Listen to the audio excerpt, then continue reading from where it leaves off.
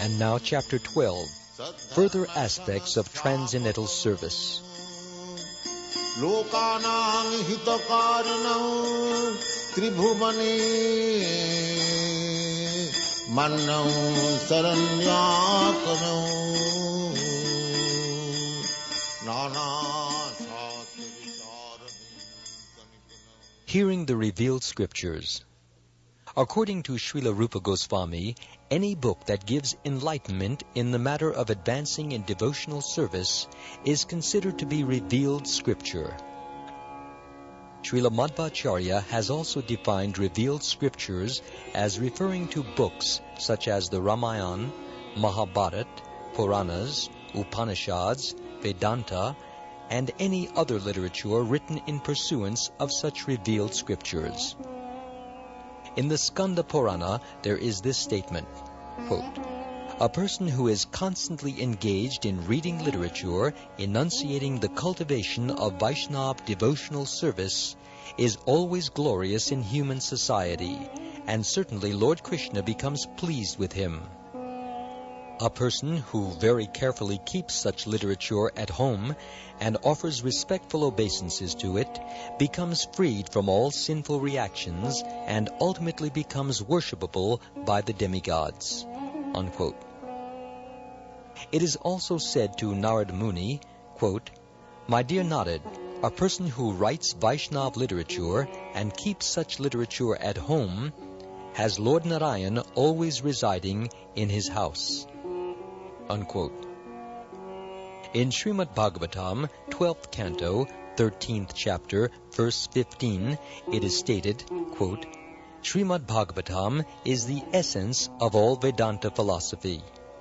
Any person who has become attached in some way or other to the reading of Srimad Bhagavatam cannot have any taste for reading any other literature. In other words, a person who has relished the transcendental bliss of Srimad Bhagavatam cannot be satisfied with mundane writings." Unquote.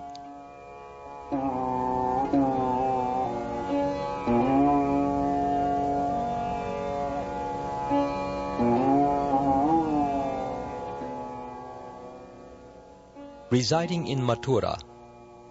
In the Varaha Purana, there is a statement praising the residential quarters of Mathura. Lord Varaha tells the men of earth, quote, "Any person who becomes attracted to places other than Mathura will certainly be captivated by the illusory energy." Unquote. In the Brahmanda Purana, it is said that all the results of traveling on all the pilgrimages within the three worlds can be achieved simply by touching the holy land of Mathura.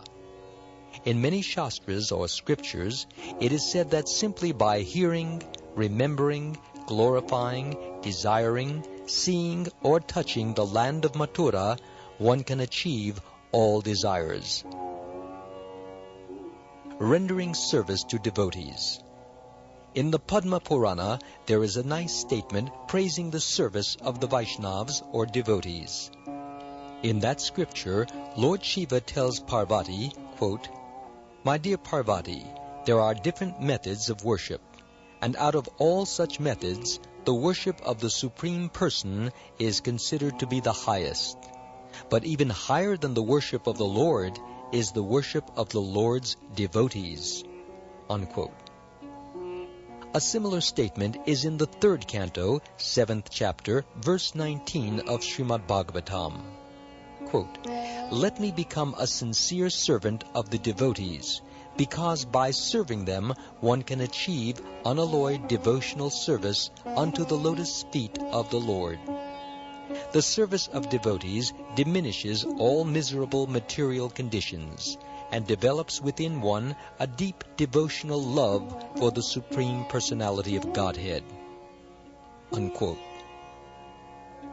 In the Skanda Purana, there is a similar statement, quote, persons whose bodies are marked with tilak symbolizing the conch shell, wheel, club, and lotus, and who keep the leaves of Tulasi on their heads, and whose bodies are always decorated with gopi chandan, even seen once, can help the seer be relieved from all sinful activities." Unquote.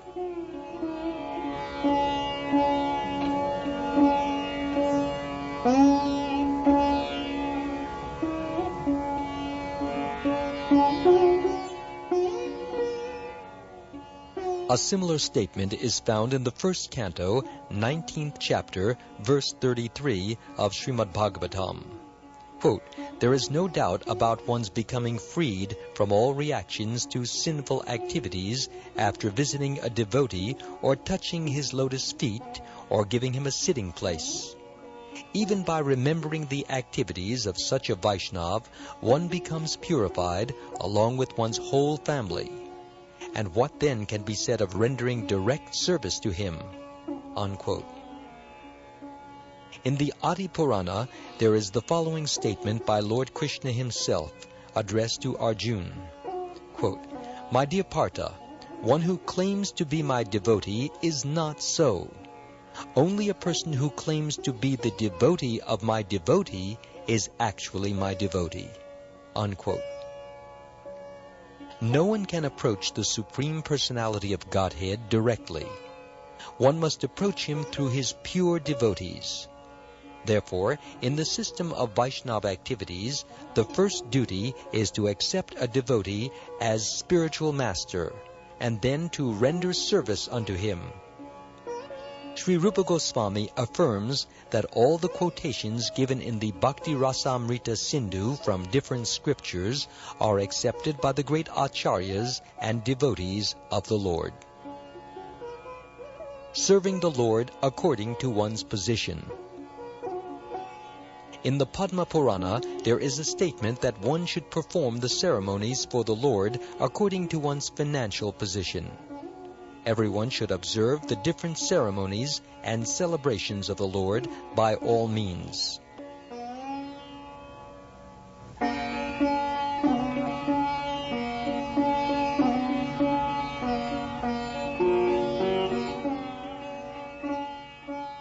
Performing devotional service in Kartik.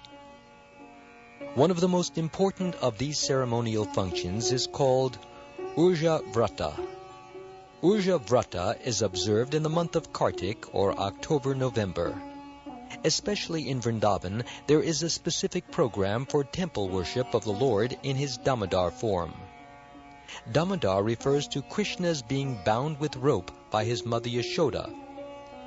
It is said that just as Lord Damodar is very dear to his devotees, so the month known as Damodar or Kartik is also very dear to them. The execution of devotional service during Urja Vrata in the month of Kartik is especially recommended to be performed at Mathura. This system is still followed by many devotees. They go to Mathura or Vrindavan and stay there during the month of Kartik specifically to perform devotional services during this period. In the Padma Purana it is said, quote, "The Lord may offer liberation or material happiness to a devotee, but after some devotional service has been executed, particularly in Mathura during the month of Kartik, the devotees want only to attain pure devotional service unto the Lord." Unquote. The purport is that the Lord does not award devotional service to ordinary persons who are not serious about it. But even such unserious persons who execute devotional service according to the regulative principles during the month of Kartik and within the jurisdiction of Mathura in India are very easily awarded the Lord's personal service.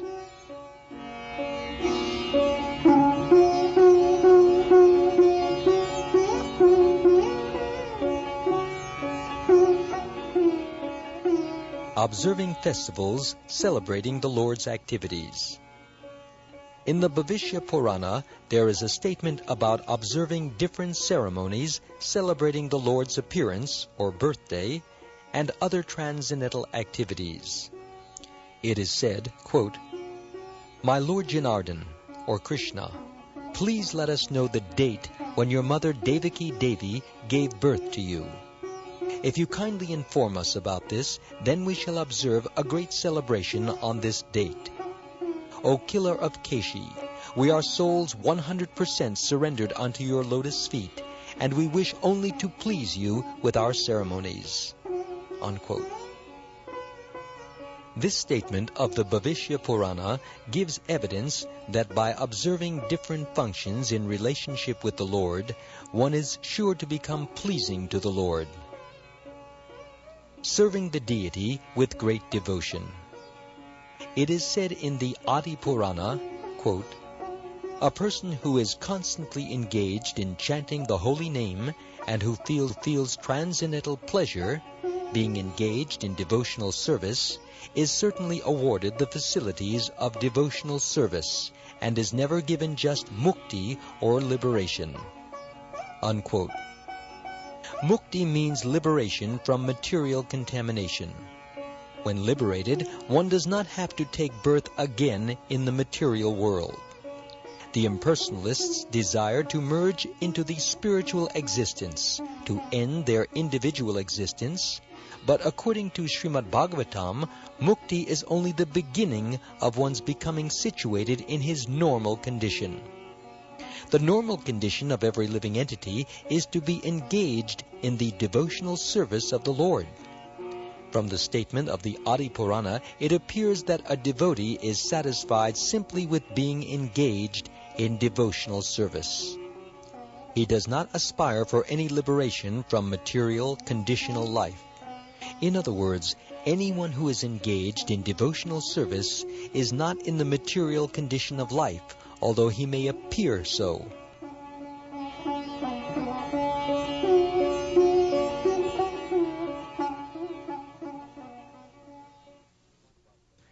Recitation of Srimad Bhagavatam among devotees. Srimad Bhagavatam is the desire tree of Vedic wisdom. Veda itself means the aggregate of knowledge, and whatever knowledge is required for human society is perfectly presented in Srimad Bhagavatam. There are different branches of knowledge in the Vedic writings, including sociology, politics, medicine, and military art. All these and other branches of knowledge are perfectly described in the Vedas. So, as far as spiritual knowledge is concerned, that is also perfectly described there. And Srimad Bhagavatam is considered to be the ripened fruit of this desire-fulfilling tree of the Vedas. A tree is honored by the production of its fruit. For example, a mango tree is considered very valuable because it produces the king of all fruits, the mango. When the mango fruit becomes ripened, it is the greatest gift of that tree. And Srimad Bhagavatam is similarly held to be the ripened fruit of the Vedic tree. And as ripened fruit becomes more relishable when first touched by the beak of a parrot or shuka, Srimad Bhagavatam has become more relishable by being delivered through the transcendental mouth of Shukdeva Goswami. Srimad Bhagavatam should be received in disciplic succession without any breakage. When a ripened fruit comes from the upper part of the tree onto the ground, by the process of being handed down from a higher branch to a lower branch by persons in the tree, the fruit does not break. Srimad Bhagavatam, when received in the parampara system or disciplic succession, will likewise remain unbroken. It is stated in bhagavad-gita that the disciplic succession or parampara is the way of receiving transcendental knowledge. Such knowledge must come down through the disciplic succession, through authorized persons who know the real purpose of the Shastra.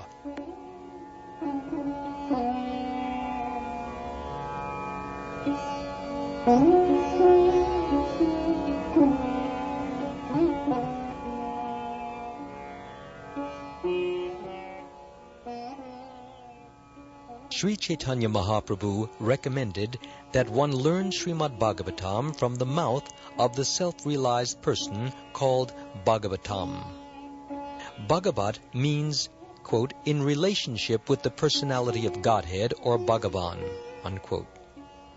So the devotee is sometimes called Bhagavatam, and the book which is in relationship with devotional service to the Supreme Personality of Godhead is also called Bhagavatam. Sri Chaitanya Mahaprabhu recommended that, in order to relish the real taste of Srimad Bhagavatam, one should take instruction from the person Bhagavatam. Srimad Bhagavatam is relishable even by a liberated person. Shukdev Goswami admitted that although he was liberated from within the very womb of his mother, it was only after relishing Srimad Bhagavatam that he became a great devotee. Thus, one who is desirous of advancing in Krishna consciousness should relish the purport of Srimad Bhagavatam through the discussions of authorized devotees. In Srimad Bhagavatam, 2nd Canto, 1st Chapter, verse 9, Shukdev Goswami admits that although he was very much attracted by the impersonal Brahman, when he heard the transcendental pastimes of the Supreme Personality of Godhead from the mouth of his father, Vyasadeva, he became more attracted to Srimad Bhagavatam. The idea is that Vyasadeva was also a self-realized soul, and his mature contribution of transcendental knowledge was delivered directly to Shukdev Goswami in the manner indicated.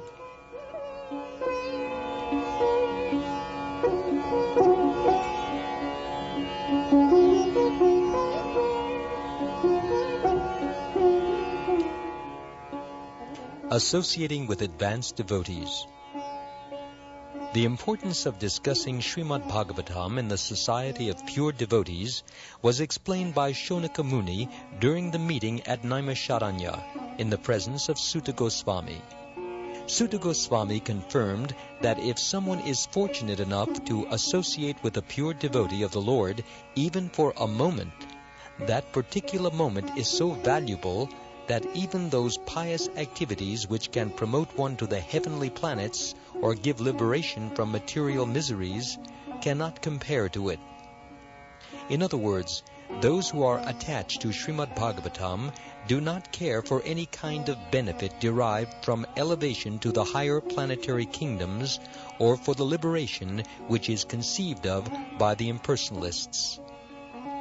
As such, the association of pure devotees is so transcendently valuable that no kind of material happiness can compare to it. In the Hari Bhakti Sudodaya, there is a conversation between Prahlad Maharaj and his father Hiranyakashipu, in which Hiranyakashipu addresses Prahlad in this way, quote, "My dear son, association is very important. It acts just like a crystal stone which will reflect anything which is put before it," unquote. Similarly, if we associate with the flower-like devotees of the Lord, and if our hearts are crystal clear, then certainly the same action will be there. Another example given in this connection is that if a man is potent and if a woman is not diseased, then by their conjugation there will be conception. In the same way, if the recipient of spiritual knowledge and the deliverer of spiritual knowledge are sincere and bona fide, there will be good results.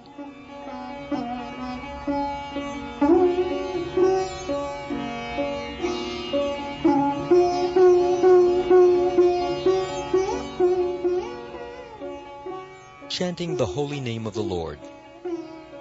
The importance of chanting Hare Krishna, Krishna Krishna, Hare Hare, Hare Rama, Rama Rama, Hare Hare, is very strongly stressed in the 2nd Canto, 1st Chapter, verse 11 of Srimad Bhagavatam in the following way.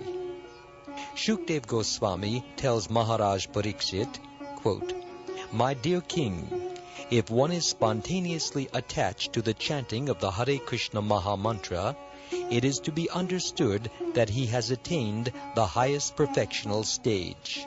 Unquote. It is specifically mentioned that the karmis who are aspiring after the fruitive results of their activities, the salvationists who are aspiring to become one with the Supreme Person, and the yogis who are aspiring after mystic perfections can achieve the results of all perfectional stages simply by chanting the Maha Mantra. Shukdev uses the word nirnitam, which means, quote, "It has already been decided," unquote. He was a liberated soul, and therefore could not accept anything which was not conclusive. So Shukdev Goswami especially stresses that it has already been concluded that one who has come to the stage of chanting the Hare Krishna mantra with determination and steadiness must be considered to have already passed the trials of fruitive activities, mental speculation, and mystic yoga. The same thing is confirmed in the Adi Purana by Krishna. While addressing Arjuna, he says, quote, "Anyone who is engaged in chanting my transcendental name must be considered to be always associating with me. And I may tell you frankly that for such a devotee I become easily purchased."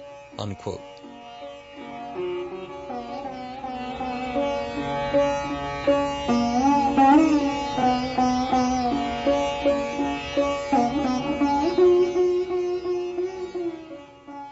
In the Padma Purana also it is stated, quote, "The chanting of the Hare Krishna mantra is present only on the lips of a person who has for many births worshipped Vasudeva."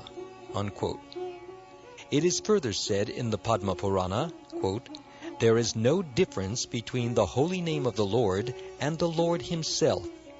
As such, the holy name is as perfect as the Lord himself in fullness, purity, and eternity. The holy name is not a material sound vibration, nor has it any material contamination." Unquote. The holy name cannot, therefore, be chanted offenselessly by one who has failed to purify his senses. In other words, materialistic senses cannot properly chant the holy names of the Hare Krishna Maha Mantra. But by adopting this chanting process, one is given a chance to actually purify himself so that he may very soon chant offenselessly. Chaitanya Mahaprabhu has recommended that everyone chant the Hare Krishna mantra just to cleanse the dust from the heart. If the dust of the heart is cleansed away, then one can actually understand the importance of the holy name. For persons who are not inclined to clean the dust from their hearts and who want to keep things as they are, it is not possible to derive the transcendental result of chanting the Hare Krishna mantra. One should, therefore, be encouraged to develop his service attitude toward the Lord, because this will help him to chant without any offense. And so, under the guidance of a spiritual master, the disciple is trained to render service and at the same time chant the Hare Krishna mantra. As soon as one develops his spontaneous service attitude, he can immediately understand the transcendental nature of the holy names of the Maha Mantra.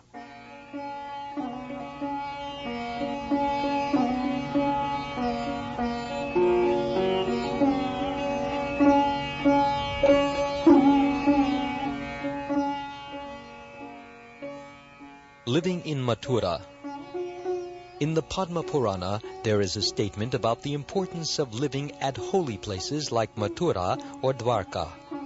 It is stated there, quote, "To travel to different places of pilgrimage means to attain emancipation from material bondage. This emancipation, however, is not the highest perfectional stage. After attaining this liberated stage, one has to become engaged in devotional service to the Lord. after attainment of the Brahma Bhuta or liberation stage, one can further advance to engagement in devotional service. So this attainment of transcendental loving devotional service to the Lord is the goal of life, and it can be achieved very easily for one who lives in Mathura Mandala, even for a few seconds." Unquote.